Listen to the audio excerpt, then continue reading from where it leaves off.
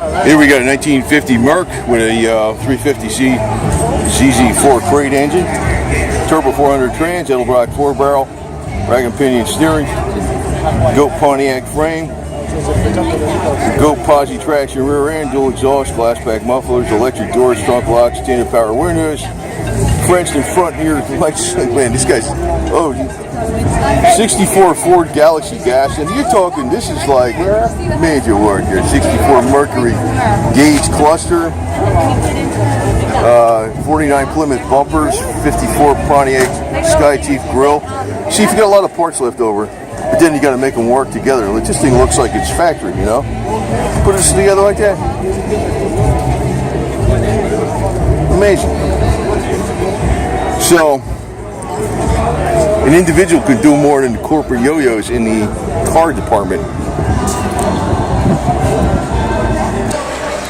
And to continue on, so there's a crate motor. It's got different bumpers on it and different dash. Different. It's like a groove in there, man. You'd never know. You'd never know. There's Betty Boop. Betty Boop, boop, boop.